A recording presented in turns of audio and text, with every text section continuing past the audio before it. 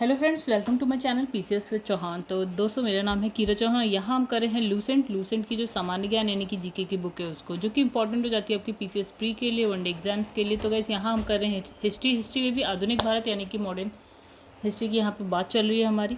ठीक है, तो अभी फ़िलहाल जो है ना हमारा जो चैप्टर चल रहा है वो थोड़ा सा यही कंपनी के अधीन गवर्नर जनरल यानी कि 44 पार्ट नंबर 44 चल रहा है। ठीक है, थोड़ा सा बड़ा है इसलिए। और एक्चुअली क्या है कि दोस्तों, कभी कभी क्या होता है, मुझे टाइम नहीं मिल पाता है कि मैं ज़्यादा बड़ी वीडियो बना पाऊँ। ठीक है, जैसे कि लास्ट वीडियो है मेरी। ठीक है, तो वो एक्चुअल में बनाना चाह रही थी लेकिन उसके आगे बनाने का टाइम नहीं मिल पाया, इसलिए मैंने उतनी ही अपलोड कर दी, नहीं से तो कुछ सही। ठीक है, तो गाइस, आप चाहे तो इंस्टाग्राम पे फॉलो कर सकते हैं, व्हाट्सएप पे कोई क्वेरी है तो पूछ सकते हैं, अपना कोई सजेशन देना चाहते हैं, कुछ गड़बड़ लगती है आपको चैनल पे तो या मेरी वीडियोज़ में तो आप बता सकते हैं। ठीक है, और अगर सब सही लगता है, ठीक ठाक लगता है तो वीडियो को लाइक कर दिया करिए। चैनल को सब्सक्राइब नहीं किया है दोस्तों, चैनल को सब्सक्राइब जरूर करिए प्लीज़। चलिए, शेयर करिए चैनल को और आगे बढ़ते हैं। अब हम लोग विषय सूची जैसे कि हम हर बार देखते हैं, जैसे हम कर रहे हैं हिस्ट्री में प्राचीन भारत और मध्यकालीन आधुनिक भारत हमारा चल रहा है, जिसमें 44 यानी कंपनी के अधीन गवर्नर जनरल की बात करें। विश्व इतिहास है, भूगोल है, भूगोल में भी देखिएगा इस हमारा क्या होता है, वर्ल्ड ज्योग्राफी होता है, और उसके बाद होता है हमारे पास इंडियन ज्योग्राफी, और उसके बाद है हमारे पास भारतीय अर्थव्यवस्था, भारतीय संविधान। तो गाइस, यहाँ पे क्या है ना, हम अभी थोड़ा सा, आप जब तक हिस्ट्री चल रही है तब तक आप थोड़ा धैर्य बनाए रखिए। मैं मतलब जो नई बुक है ना लूसेंट की, वो जल्दी ही स्टार्ट करने वाली हूँ, मतलब आगे, क्योंकि यहाँ पे क्या है ना, हिस्ट्री एक स्टैटिक पोर्शन रखता है हिस्ट्री का। ठीक है, तो उसमें ज़्यादा चेंजेस नहीं आते, इसलिए मैं इस बुक को चला दे रही हूँ। बट हाँ, मुझे पता है जैसे भारतीय अर्थव्यवस्था है, इसमें कुछ भी स्टैटिक नहीं है, सब चेंज होता रहता है। हाँ, जो स्टैटिक पार्ट है वो तो चलिए कोई बात नहीं, लेकिन बहुत सारी चीज़ें जो है ना चेंज होती रहती है। इसमें तो ऑलरेडी, मतलब इसमें तो पूरी ही चेंज होती है, आप कह सकते हैं। ठीक है, भारतीय संविधान है, इसमें भी आपको चेंजेस मिल जाएंगे। हिस्ट्री, अब साइंस में इतना चेंज नहीं आता है, जैसे आपका फिजिक्स केमिस्ट्री बायोलॉजी हो गया, फिर हमारे पास साइंस एंड टेक्नोलॉजी है, तो इसमें आपको बहुत चेंजेस मिल जाएंगे। विविध में आपको बहुत सारी चीज़ें अलग मिल जाएंगी। खेल कूद में तो आपको सब कुछ चेंज। तो गाइस, बस आप हिस्ट्री तक चलिए, यहाँ पे कंप्यूटर है। तो दोस्तों, बस आप क्या करिए ना, आप जब तक हिस्ट्री चल रही है तब तक आप थोड़ा सा इंतज़ार कर लीजिए, और क्या कहते हैं, जैसी हिस्ट्री ख़त्म होती है मैं नई बुक के साथ, लूसेंट की जो नई बुक होगी ना उसके साथ पढ़ाऊँगी, क्योंकि पुराना पढ़ने का कोई फ़ायदा नहीं है, आप लोग भी इंटरेस्ट नहीं लेते और मुझे भी पढ़ाने में कोई मज़ा आएगा नहीं, क्योंकि उसमें अपडेट तो होंगे ही नहीं, तो कोई फ़ायदा भी नहीं है। तो आप लोग थोड़ा सा विश्वास रखिए और पढ़ते रहिए। अच्छा, इसमें लिखा है कि अब हम जो नेक्स्ट पढ़ने वाले हैं ना, हमने इसे पहले कौन सा गवर्नर जनरल पढ़ा था, लॉर्ड कैनिंग पढ़ा था, राइट। तो इस लॉर्ड कैनिंग के बाद हम जो पढ़ने वाले हैं उसका नाम है लॉर्ड एल्गिन। इतना इंपॉर्टेंट नहीं है, ठीक है, टाइम पीरियड आप देख लीजिएगा, याद हो जाए तो ठीक, नहीं हुआ तो ठीक, कोई बात नहीं। अच्छा, ये इसने क्या किया था, बहावी आंदोलन जो होता है ना उसका दमन किया था। अच्छा, धर्मशाला हिमाचल प्रदेश में इसकी क्या होती है, मृत्यु हो जाती है। कब हो जाती है, इससे इतना कोई इंपॉर्टेंट नहीं है कि आप इसको याद रखें। अच्छा, यहाँ पे लिखा है लॉर्ड लॉरेंस, ठीक है, तो इसके टाइम में देखिए क्या लिखा है, भूटान में ब्रिटिश साम्राज्य पर मतलब इतने में क्या हुआ, भूटान ने जो है ब्रिटिश साम्राज्य पर आक्रमण किया, इतना कुछ इंपॉर्टेंट नहीं। अफगानिस्तान के संबंध में इसने क्या हस्तक्षेप की नीति अपनाई, और जिसे हम क्या बोलते हैं, शानदार निष्क्रियता के नाम से जानते हैं। ठीक है, अफगानिस्तान के संबंध में शानदार निष्क्रियता। ठीक है, आइए नेक्स्ट इसी के आगे। तो इसके समय में एक चीज़ ये हुई कि उड़ीसा में क्या होता है, उड़ीसा बुंदेलखंड राजपुताना में क्या होता है, भीषण अकाल आता है। ठीक है, और इसने क्या किया कि हेनरी कैंपवेल के नेतृत्व में क्या किया, एक अकाल आयोग का गठन किया। तो ये बात हो जाती है थोड़ी सी इंपॉर्टेंट। अच्छा, फिर इसके द्वारा क्या होता है, भारत और यूरोप के बीच प्रथम समुद्री टेलीग्राफ सेवा शुरू हुई। तो ये भी बात हो जाती है थोड़ी सी इंपॉर्टेंट। ठीक है, तो गाइस, हमने कौन सा गवर्नर जनरल देखा है अभी, तो लॉर्ड लॉरेंस। ठीक है, तो कुछ चीज़ें इंपॉर्टेंट है, इसमें इंपॉर्टेंट है। लॉर्ड मेयो में भी कुछ चीज़ें इंपॉर्टेंट है, जैसे कि इसने क्या करा, 1872 में क्या करा, अजमेर में मेयो कॉलेज की स्थापना करी, मेयो कॉलेज के अपने नाम से। ठीक है, अजमेर में स्थापना करी, और इसने क्या करा, ये भी इंपॉर्टेंट है, कृषि विभाग की स्थापना करी 1872 में। अच्छा, एक अफगान शेर अली अफरीदी ने 1872 में चाकू मारकर इसकी हत्या कर दी, कोई नहीं पूछ रहा। अच्छा, फिर भारत में अंग्रेजों के समय में जो प्रथम जनगणना यानी कि 1872 में लॉर्ड मेयो के कार्यकाल में हुई थी, तो ये बात हो गई सबसे ज़्यादा इंपॉर्टेंट, मतलब ये भी इंपॉर्टेंट है, ये भी इंपॉर्टेंट है, और ये बात भी इंपॉर्टेंट हो गई। लॉर्ड नॉर्थब्रुक की बात करते हैं, तो इसने क्या करा, इसके टाइम में क्या होता है कि बंगाल में क्या होता है, भयानक अकाल आता है। ठीक है, अच्छा, इसने क्या, बड़ौदा के मल्हार राव गायकवाड़ को भ्रष्टाचार के आरोप में क्या है, पदच्युत कर मद्रास भेज दिया, बकवास। फिर लॉर्ड नॉर्थब्रुक ने घोषणा की, क्या घोषणा की कि मेरा उद्देश्य करों को हटाना तथा अनावश्यक जो वैधानिक कार्रवाई है उसको बंद करना है। ठीक है, ये इसने बोल दिया। कर जो फालतू के कर लग रहे हैं वो, अनावश्यक जो वैधानिक कार्रवाई हो रही है वो सबको बंद करो। और पंजाब का प्रसिद्ध यानी कि कूका आंदोलन इसी के टाइम में हुआ था, ये भी इंपॉर्टेंट बात होगी। अच्छा, इसके समय में क्या होता है, सुएज नहर खुल गई। ठीक है, सुएज नहर कहाँ पे गई, इजिप्ट में। तो इजिप्ट यानी कि मिस्र में जो सुएज नहर है वो खुल गई। अब उससे क्या होता है, भारत और ब्रिटेन के बीच में जो हम व्यापार कर रहे हैं ना उसमें वृद्धि हो जाती है, क्योंकि अब जो रास्ता है ना छोटा हो गया, पहले से छोटा हो गया। अच्छा, लॉर्ड लेटन की बात करते हैं तो ये आदमी तो है इंपॉर्टेंट। ठीक है, तो ये क्या एक प्रसिद्ध उपन्यासकार, निबंध लेखक, साहित्यकार था। ठीक है, अच्छा, साहित्याकाश में इसे जो है ओवन मेरेडिथ के नाम से भी जाना जाता था। ठीक है, इसके समय में क्या होता है गाइस, कहाँ कहाँ अकाल पड़ रहा है, बम्बई, मद्रास, हैदराबाद, पंजाब, मध्य भारत, यहाँ पे अकाल पड़ा है। ठीक है, अब ये जो लॉर्ड लेटन है ना, इसने रिचर्ड स्ट्रेची की अध्यक्षता में क्या करा, अकाल आयोग की नियुक्ति करी। अकाल आयोग, ये भी एक बात इंपॉर्टेंट हो गई, अकाल आयोग। ठीक है, कब, 1878 की बात है ये। ठीक है, अब 1877 में क्या होता है, ब्रिटेन की जो महारानी है, महारानी विक्टोरिया, उनको जो है ना केसरे हिंद की उपाधि से सम्मानित करने के लिए दिल्ली दरबार का आयोजन किया गया। ठीक है, फिर क्या होता है 1878 में क्या होता है, इन्होंने भारतीय समाचार पत्र अधिनियम, तो ये बात हो गई इंपॉर्टेंट, भारतीय समाचार पत्र अधिनियम यानी कि वर्नाक्यूलर प्रेस एक्ट पारित किया और भारतीय समाचार पत्र पर क्या करा,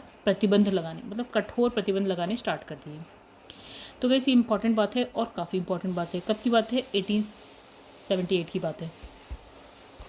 अच्छा, इसमें एक चीज़ और लिखी है, इसमें लिखा है विशेषकर राष्ट्रवादी जो समाचार पत्र है ना, यानी कि सोम प्रकाश, ये एक समाचार पत्र, इस पर प्रतिबंध लगाने के लिए स्पेशली इस एक्ट को लाना था इनको।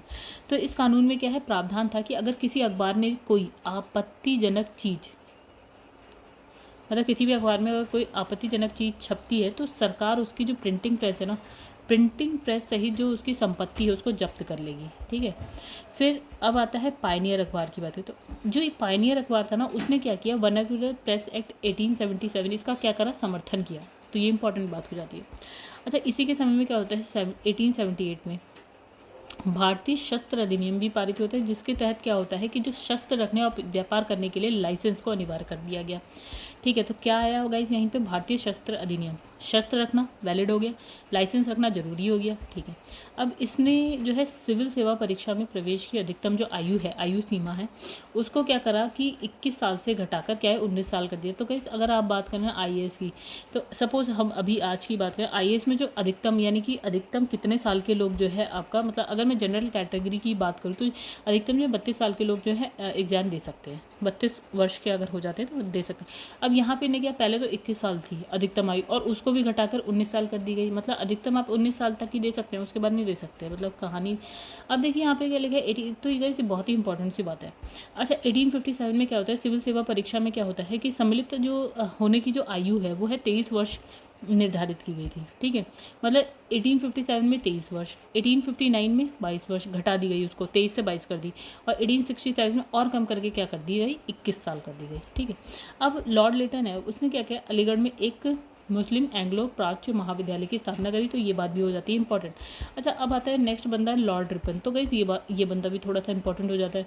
ठीक है, अब ये इसमें क्या है कि जो प्रधानमंत्री ग्लैडस्टोन के परामर्श पर क्या होता है, जो रिपन है उसने सर्वप्रथम जो है समाचार पत्रों की स्वतंत्रता को बहाल करते हुए 1882 में जो ये वाला एक्ट था ना, वर्नाक्यूलर प्रेस एक्ट, उसको क्या कर दिया, समाप्त कर दिया।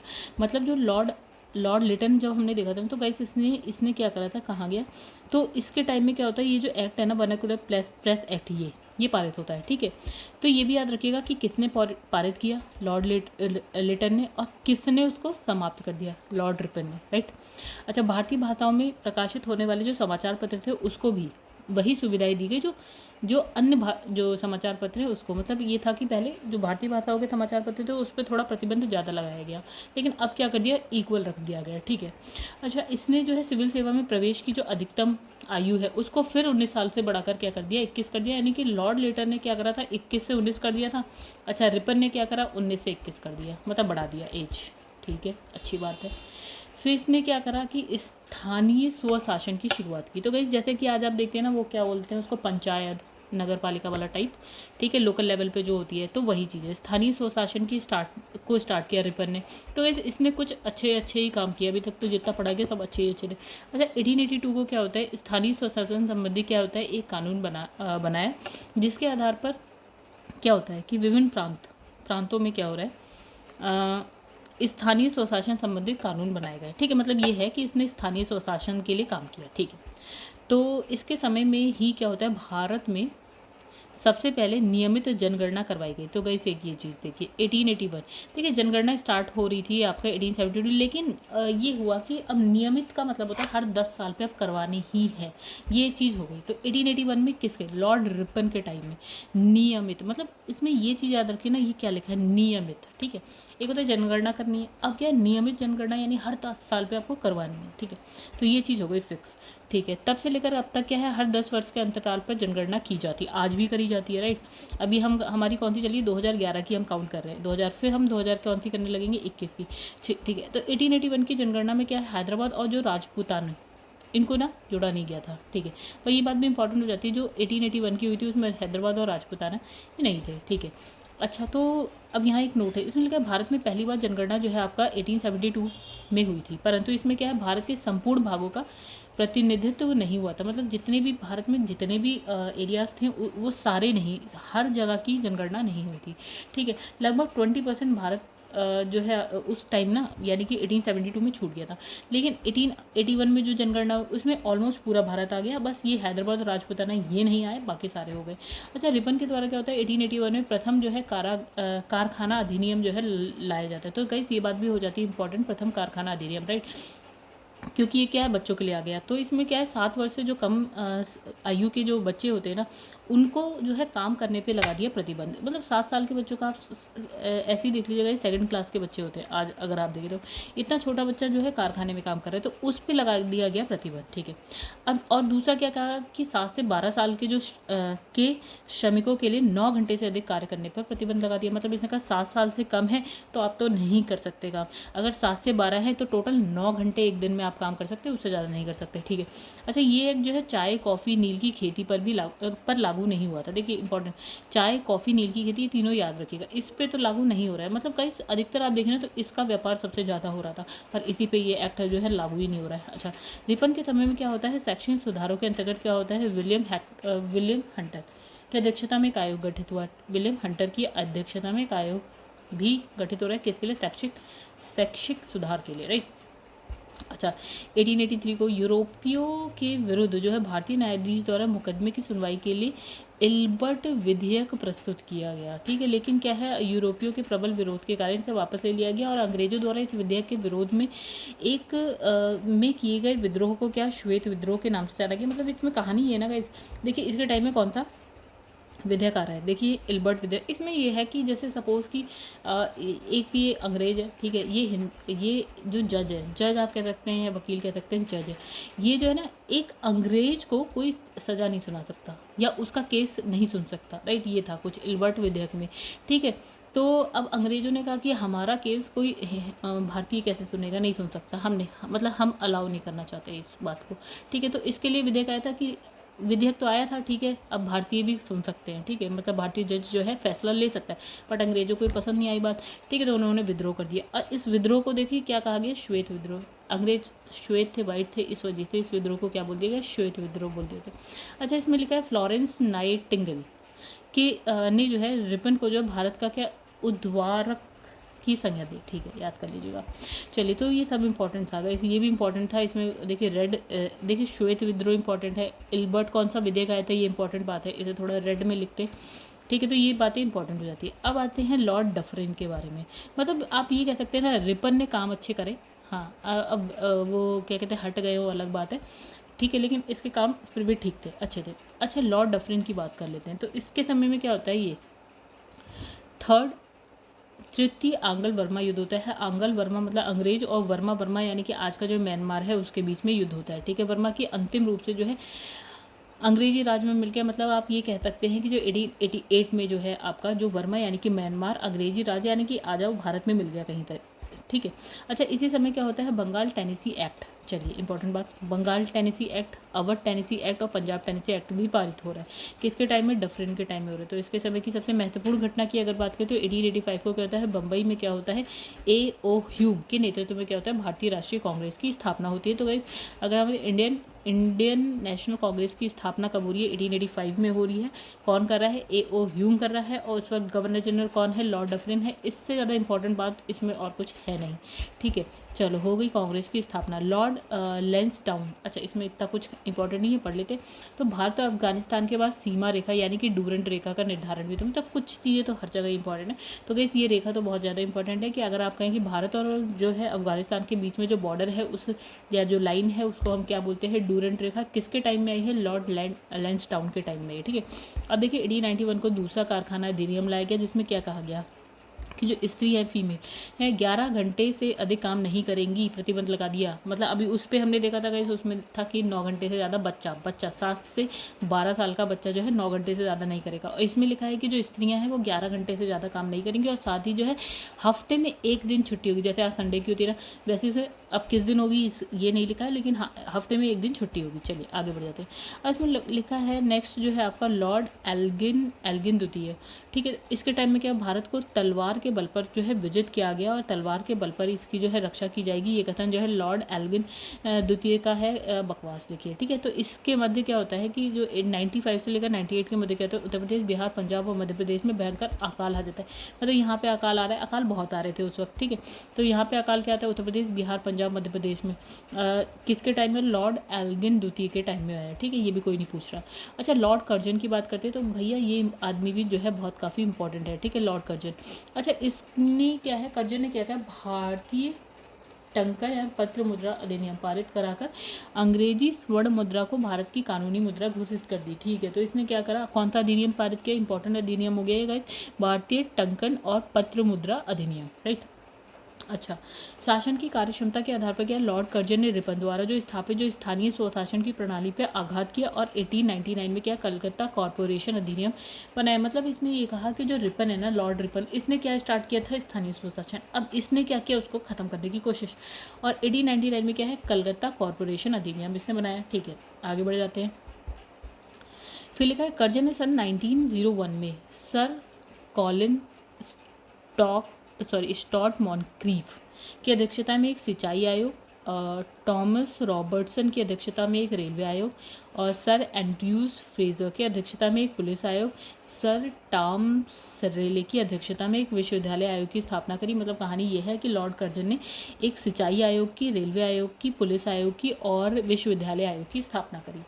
अच्छा 1904 में भारतीय विश्वविद्यालय अधिनियम पास हुआ, ठीक है। 1904 में आ गए हम, ठीक है। तो इसने जो है, तो गाइस तो लॉर्ड कर्जन ने सर एंटनी मैकडॉनल्ड की अध्यक्षता में क्या, अकाल आयोग का गठन किया। सैन्य अधिकारियों के प्रशिक्षण के लिए क्वेटा में एक कॉलेज की स्थापना करी, ठीक है। चलिए अब है प्राचीन स्मारक परीक्षण अधिनियम 1904 के द्वारा कर्जन ने भारत में पहली बार ऐतिहासिक इमारतों की सुरक्षा मरम्मत पर ध्यान दिया, और इस कार्य के लिए जो कर्जन ने भारतीय पुरातत्व विभाग की स्थापना करी। मतलब कहानी ये समझ लीजिए कि लॉर्ड कर्जन ने भारतीय पुरातत्व विभाग की जो है स्थापना करी, ठीक है। अब इसके समय में क्या होता है, सहकारी उधार समिति अधिनियम बनाया गया, ठीक है, जिसके द्वारा क्या होता है, सहकारी समितियों की स्थापना करके किसानों को उचित ब्याज पर रुपए कर्ज देने की व्यवस्था। मतलब ये कह लीजिए जो ये किसान है ना भैया, इसको पैसा चाहिए, अब इसको क्या देने लगे, लोन, यानी कि कर्ज देने लगे। कर्ज देने के लिए एक अधिनियम, सहकारी उधार समिति अधिनियम पारित किया गया, ठीक है। अब इसमें जो है कृषि बैंक भी खोले गए, ठीक है।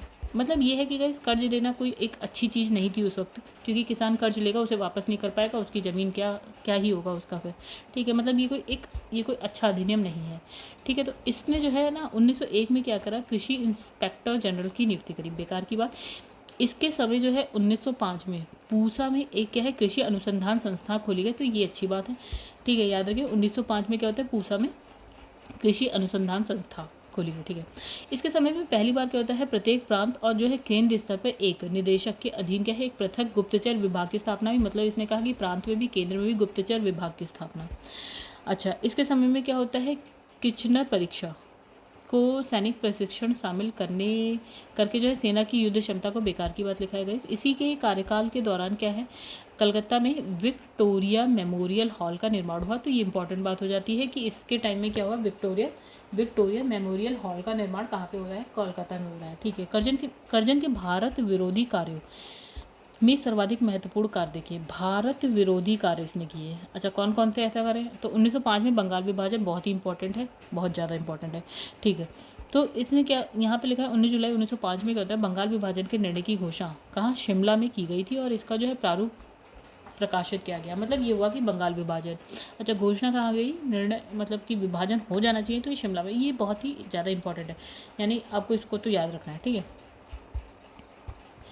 तो भाई कर्जन में सबसे ज़्यादा इंपॉर्टेंट बात तो यही कह सकते हैं आप। ठीक है, तो इसने क्या है, और जो क्या होता है सितंबर में जो है ना इस बात को, यानी कि बंगाल का विभाजन हो जाए, तो उसके लिए जो सम्राट है यानी कि जो ब्रिटेन में बैठा हुआ है ना, उसने उसको स्वीकृति दे दी कि हाँ हो जाना चाहिए।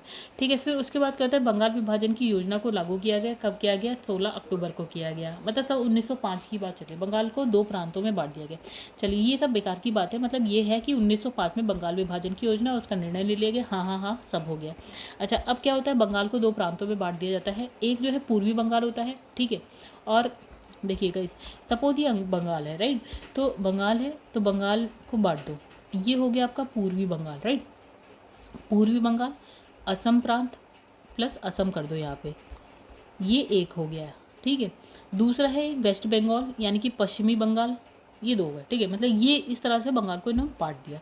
अच्छा, पूर्वी बंगाल का मुख्यालय यानी कि जो हेडक्वार्टर था वो क्या था गाइस, यहाँ पे ढाका था। ठीक है, और लेफ्टिनेंट तो पूर्वी बंगाल का मुख्यालय ढाका और lieutenant governor sir Andrew Fraser को बनाया गया।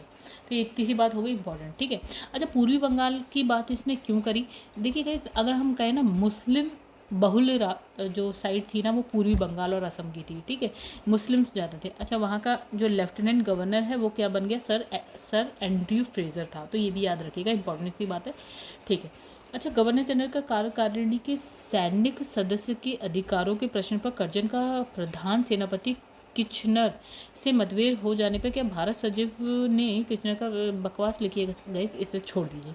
इसके असंतुष्ट होगा अगस्त 1905 में लॉर्ड कर्जन ने त्यागपत्र दे दिया। मतलब ये है 1905 में लॉर्ड कर्जन ने त्यागपत्र दे दी, इतनी सी बात। आगे बढ़ते हैं, अब देखिएगा ये इंपॉर्टेंट सा आ गया एक आदमी थोड़ा सा, लॉर्ड मिंटो द्वितीय। अच्छा इसके समय में क्या होता है, आगा खां सलीम उल्ला खां के द्वारा ढाका में क्या होता है, देखिए 1905 में बंगाल विभाजन हुआ। ठीक है, अच्छा आगा खां सलीम उल्लाह खां के द्वारा क्या होता है, ढाका में 1906 में मुस्लिम लीग की स्थापना हो जाती है।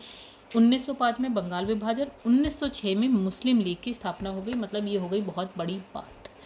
1907 में आ जाते हैं अगले साल, तो कांग्रेस ने क्या किया, सूरत अधिवेशन में कांग्रेस का विभाजन कर दिया। लो भाई 1905 में क्या हो रहा है आपका, बंगाल का विभाजन। 1906 में मुस्लिम लीग की स्थापना। 1907 में क्या हो रहा है गाइस, सूरत में कांग्रेस का जो है अधिवेशन हो रहा है और यहाँ कांग्रेस का भी विभाजन हो गया।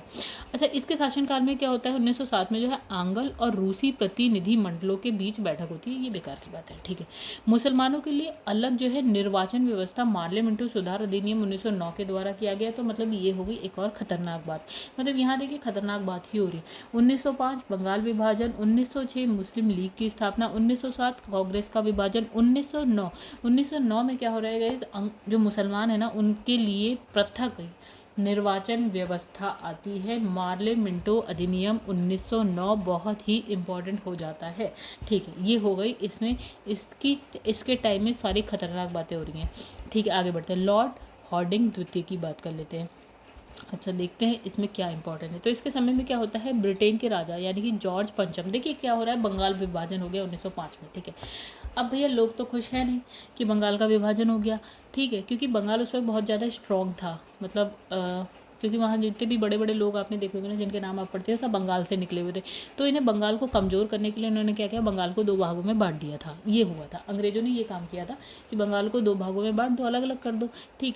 ठीक है, तो मतलब उनकी जो शक्ति है उसको कम करने के लिए। चलिए अब क्या हो रहा है कि जब हॉर्डिंग द्वितीय आता है तो इसके टाइम में क्या होता है, ब्रिटेन के जो राजा है यानी कि जॉर्ज प्रथम, प्रथम, जॉर्ज प्रथम क्या होते हैं, भारत आते हैं, ब्रिटेन से भारत आते हैं। और 1911 में क्या होता है ना, दिल्ली में एक भव्य दरबार का आयोजन होता है, मतलब कह दीजिए एक बहुत बड़ी पार्टी सी होती है, मतलब एक दरबार लगाया जाता है, ठीक है। अच्छा, यहाँ पर क्या होता है, बंगाल विभाजन को रद्द करने की घोषणा कर दी गई, मतलब लोग तो खुश थे नहीं 1905 में जो बंगाल का विभाजन, अब ये हुआ कि भैया इस विभाजन को करो ख़त्म। तो 1911 में क्या हो रहा है, जॉर्ज पंचम कहाँ से, ब्रिटेन से भारत हो आ रहे हैं, दिल्ली में एक भव्य दरबार का आयोजन हो रहा है 1911 में, और यहाँ पे बंगाल विभाजन को रद्द करने की बात की गई।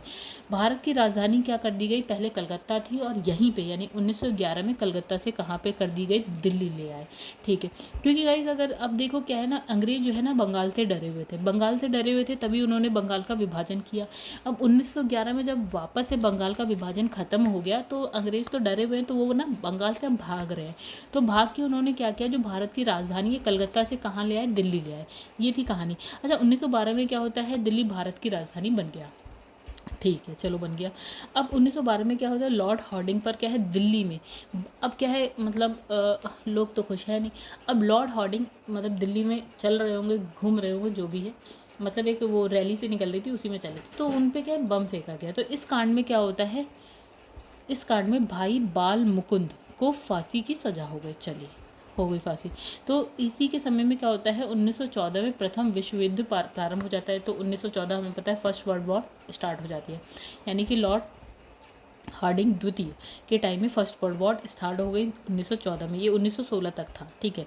चलिए विश्व युद्ध स्टार्ट हो गया। अब इसके शासनकाल में क्या है, फिरोज शाह मेहता ने बॉम्बे क्रॉनिकल एवं गणेश शंकर विद्यार्थी ने प्रताप का प्रकाशन किया, ठीक है। चलिए अब 1916 में क्या था, लॉर्ड हार्डिंग को BHU जो है बनारस हिंदू विश्वविद्यालय का क्या कर दिया गया, कुलपति नियुक्त कर दिया गया। चलिए ये भी एक बड़ी बात हो गई, लॉर्ड हार्डिंग BHU के कुलपति 1916 तक ये गवर्नर जनरल रहे, उसके बाद हट गए। अच्छा, 1916 में फिर कौन आ जाता है, जेम्स फोर्ड, यानी कि लॉर्ड जेम्स फोर्ड आ जाते हैं, ठीक है। 1916 से 21 तक रहेंगे। अच्छा, कांग्रेस का लखनऊ अधिनियम होता है 1916, भी बहुत इंपॉर्टेंट साल है, ठीक है। इसमें क्या होता है, कांग्रेस का एकीकरण हुआ, मतलब हमने जो देखा था ना 1907 में कांग्रेस का विभाजन हो गया था, तो 1916 में क्या होता है कि ये दोनों भाई दोनों मिल जाते हैं, मतलब जो विभाजन होता है मिल जाते हैं, और मुस्लिम लीग के साथ समझौता हो जाता है। यानी कि हमने देखा था 1906 में मुस्लिम लीग की स्थापना हो जाती है, ठीक है। तो मुस्लिम लीग भी कहती है हाँ भैया कांग्रेस ठीक है, मिल जाते, भाई भाई बन गए, ठीक है। मतलब यहाँ मुस्लिम लीग के संग समझौता एक अच्छी बात, ठीक है। 1916 की बात, कांग्रेस जो बट गई थी वो एक हो जाती है, दूसरी अच्छी बात, ये दोनों अच्छी बात है। मतलब मुस्लिम लीग कह लीजिए कि और कांग्रेस भाई बहन हो जाते हैं, मतलब भाईचारा, ठीक है, मिल जाते हैं, ठीक है। अब 1916 में क्या होता है, पूना में एक क्या है, महिला विश्वविद्यालय की स्थापना होती है, इंपॉर्टेंट बात है ये भी। अच्छा, 1917 में शिक्षा पर क्या है आपका सैडलर आयोग का गठन होता है, ये भी इंपॉर्टेंट बात है। अच्छा, 1919 में क्या हो रहा है, रॉलेट एक्ट पारित हो रहा है, ये तो बहुत ही इंपॉर्टेंट बात हो जाती है। फिर 1919 को ही क्या होता है, जलियांवाला बाग अमृतसर हत्याकांड हो जाता है, ये भी बहुत इंपॉर्टेंट बात हो जा रही है। तो गाइस देखिए अब क्या है, सब कुछ इंपॉर्टेंट हो है। 1916, 17, 19 की बात करते हैं। 16 में महिला विश्वविद्यालय, 17 में सैडलर आयोग, शिक्षा पर आयोग है इसलिए इंपॉर्टेंट है, सैडलर आयोग हो गया। 1919 में रॉलेट एक्ट, और उसके जस्ट बाद ही क्या हो रहा है, 13 अप्रैल। तो गाइस इसमें आप याद रखिएगा 13 अप्रैल भी बहुत इंपॉर्टेंट है, ठीक है। खाली 1919 याद नहीं रखना है, 13 अप्रैल 1919 पूरा याद रखना है। तो 13 अप्रैल 1919 जलियांवाला बाग अमृतसर हत्याकांड हो जाता है, ठीक है, बहुत ज़्यादा इंपॉर्टेंट। अच्छा चलो, अब ये हो रहा है, तो इसके बाद है खिलाफत आंदोलन और गांधी जी का जो असहयोग आंदोलन है, सेम टाइम पे ही हो रहा है और दोनों मिल भी जाते हैं।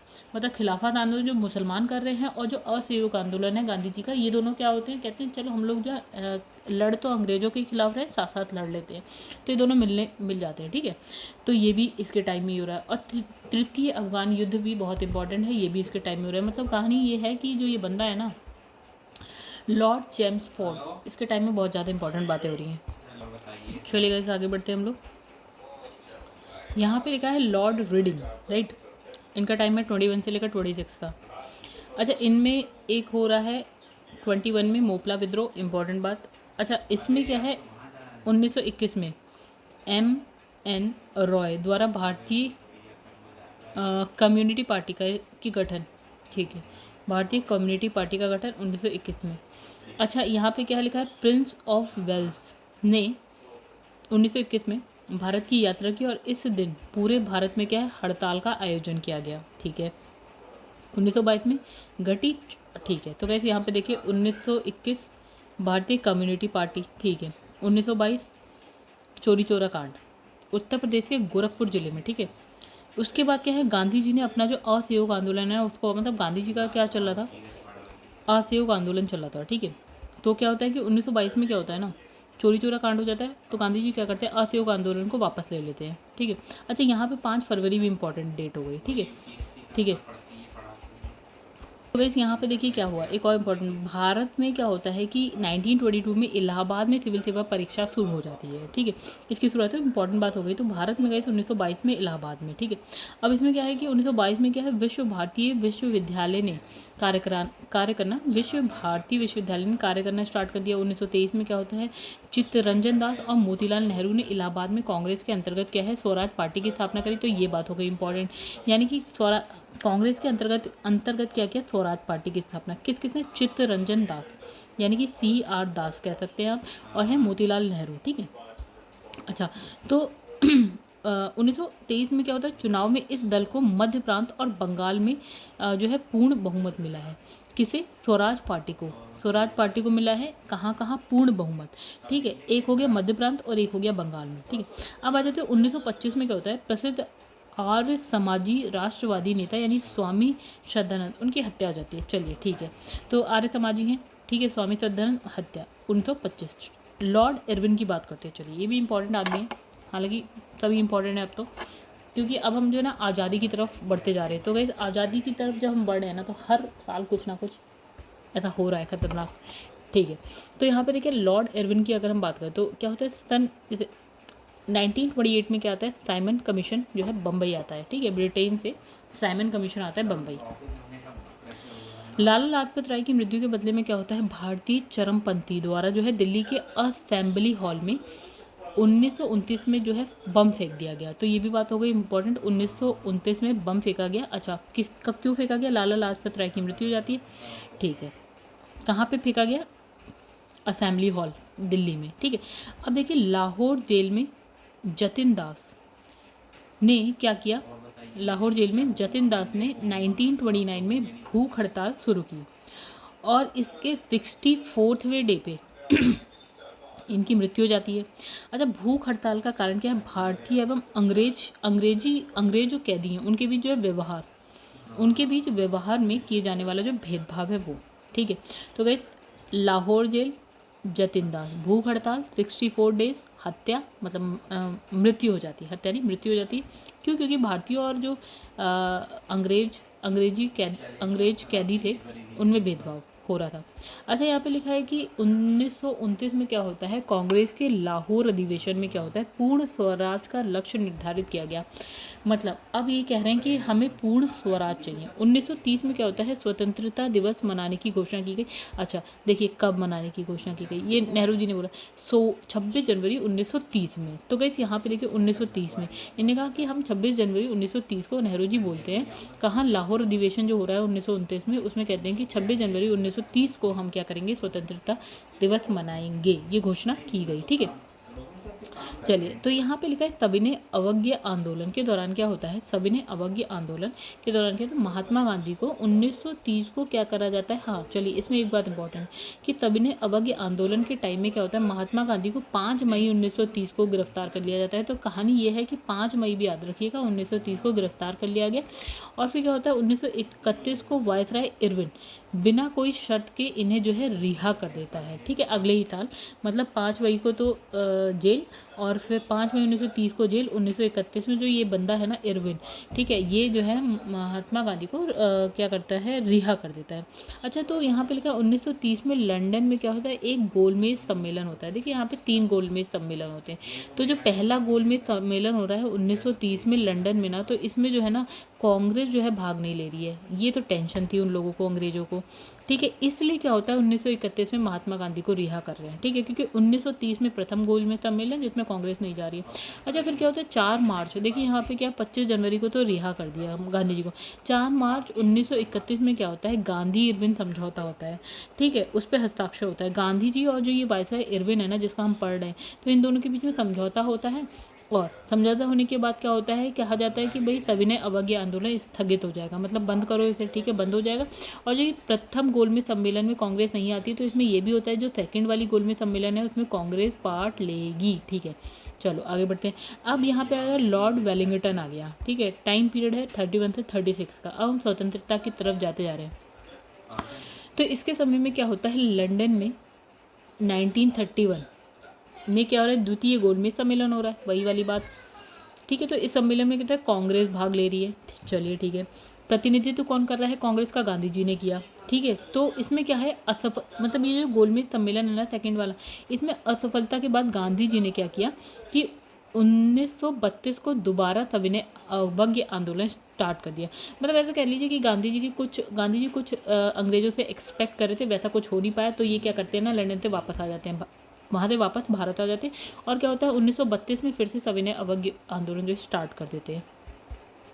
अच्छा, फिर क्या होता है कि 1932 में रैमजे मैकडॉनल्ड ने क्या है, विवादास्पद सांप्रदायिक पंचायत की घोषणा की। तो ये बात हो गई इंपॉर्टेंट गाइस, किसने, रैमजे मैकडॉनल्ड सांप्रदायिक पंचायत की घोषणा करी 1932 में, 16 अगस्त 1932 में, ठीक है। इसके अनुसार क्या होता है, देखिए अब यहाँ पे क्या है, ये सांप्रदायिक पंचायत क्या है ये। अच्छा, इसमें क्या है, जो दलित हैं, दलितों को हिंदुओं से अलग मानकर उन्हें अलग प्रतिनिधित्व देने की कहा गया। मतलब ये कहा गया यहाँ पे कि जो हिंदू है ना, हिंदुओं से दलित अलग हैं, ये ऐसा कह दिया। और कहा कि दलितों का प्रतिनिधित्व दलित करेंगे। अच्छा, पहले क्या था, हिंदुओं में ही दलित भी आते थे, प्रतिनिधित्व कोई भी कर रहा है, ठीक है। लेकिन यहाँ पे जैसे अभी एक जगह देखा हमने, मुसलमानों को अलग कर दिया, अभी अंग्रेज चाह रहे हैं दलितों को अलग कर दो, ठीक है, हिंदुओं से, ठीक है। तो यहाँ पे ये हुआ सांप्रदायिक पंचायत में। और गैस इसमें लिखा है कि जो दलित वर्ग है उसके लिए अलग निर्वाचन मंडल का प्रावधान किया गया। तो ये हो गई खतरनाक बात, क्योंकि ये क्या कर रहे हैं ना, अब हिंदुओं को तोड़ने की कोशिश कर रहे हैं, ठीक है। तो इसमें क्या है, गांधी जी बहुत दुखी हुए, ठीक। उन्होंने इसे हटाने के लिए क्या करा, अब ये ना भूख हड़ताल पर बैठ जाते हैं, आमरण उपवास आरंभ किया, आमरण अनशन बोलते हैं ना, तो ये गांधी जी ने स्टार्ट किया। और अंत में क्या होता है, एक समझौता होता है, क्योंकि लोग डर जाते हैं, गांधी जी ऐसा कुछ करते हैं तो अंग्रेज डर जाते हैं। तो यहाँ क्या होता है, अंग्रेजों और गांधी जी के बीच में फिर समझौता हो जाता है, और उस समझौते का नाम है पूना समझौता, ठीक है। अब इसमें क्या होता है, जो दलित वर्ग है उसके लिए साधारण वर्गों में ही क्या है, सीटों का आरक्षण कर दिया गया। मतलब ये कह दिया गया कि जो ना दलित हैं, एक हम दलितों को अलग नहीं करेंगे, हाँ, लेकिन जो है ना कि हिंदुओं में दलितों को अलग से आरक्षण दे देंगे। ये हो गया, सीटों का आरक्षण दे दिया गया कि इतनी सीट जो है ना दलितों के लिए होगी, लेकिन दलित हिंदुओं से अलग नहीं होंगे, ठीक है। तो पूना समझौता कब, 24 सितंबर 1932 को हुआ।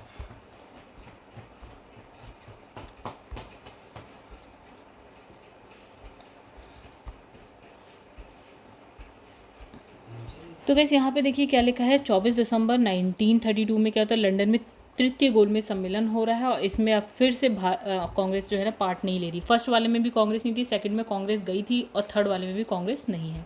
अच्छा, बिहार में क्या होता है, 34 में 1930 भूकंप आता है, भयंकर भूकंप आता है। अच्छा, ये कोई नहीं पूछ रहा। अच्छा, भारत सरकार अधिनियम 1935 भी पास हो रहा है इसी के टाइम में, ठीक है। और फिर है लॉर्ड वेलिंगटन ने कांग्रेस के बम्बई अधिवेशन 1915 में हिस्सा लिया था, ठीक है, वेलिंगटन ने। और इस अधिवेशन की अध्यक्षता सर सत्येंद्र प्रसाद सिन्हा कर रहे थे, ठीक है। चलिए गाइस, यहाँ पे इस वीडियो को करते हैं एंड, और नेक्स्ट वीडियो में करेंगे लॉर्ड लिंगथो के साथ, ठीक है। जल्दी जल्दी खत्म करेंगे गाइस, अभी फिलहाल में पर इतना ही टाइम है। अगर आपको वीडियो पसंद आए तो वीडियो को लाइक करिएगा, चैनल को सब्सक्राइब नहीं किया है तो कर लीजिएगा।